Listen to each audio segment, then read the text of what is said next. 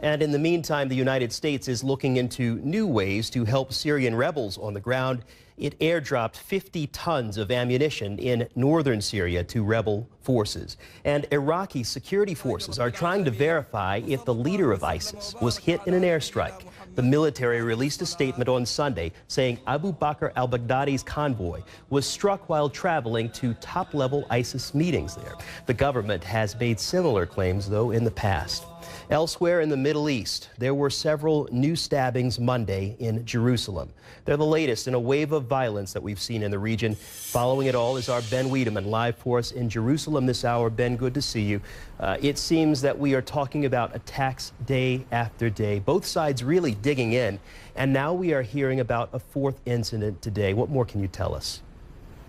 Yeah, this incident happened just about an hour ago, not far from where we are here in Jerusalem. Now, according to a statement from the Israeli police, a Palestinian tried to grab the weapon of an Israeli soldier on a bus not far from here. When the attacker failed, he attempted to strangle the soldier and stabbed him, wounding the soldier lightly.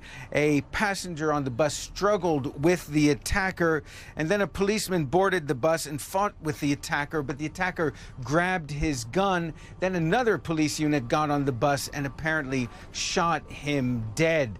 So this is, yes, the fourth incident. And, you know, as I'm standing here, I'm hearing more ambulances and what appear to be police cars as well. The city very much on edge. Sometimes when you hear these sirens, there's actually nothing has happened, but because nerves are in such a state, you just hear this all the time. So very much a very tense situation here in Jerusalem this evening, George. Ben, we hear the sirens back there as well, and we certainly hope for the best. But again, you've mentioned and as we have reported, we hear these incidents time after time. I've seen in your reporting, and you've talked about this situation, but is there a sense on the ground that there's any talk about de-escalating this situation, or do you just get the sense that both sides are really dug in?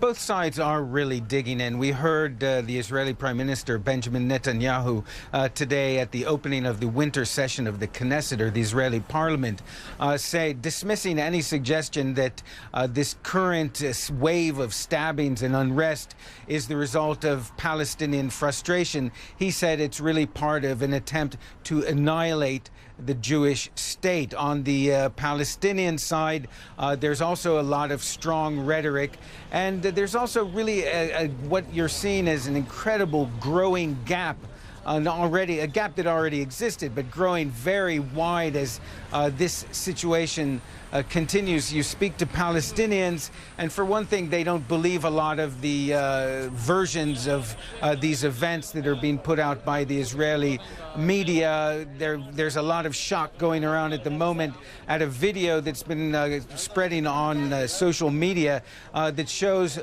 one young Palestinian teenager who allegedly was involved in an attack in Pisgat Ze'ev, a settlement to the north of here, and in it you hear people cursing at this boy who's badly injured. One of the people you hear on this video urging soldiers to put another bullet in his head.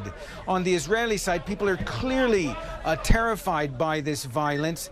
There's been an uptick in the purchase of pepper spray and applications to buy weapons as well. Ordinary people changing the way they go around the city, the way they go home, to try to avoid any area where there might be such an attack.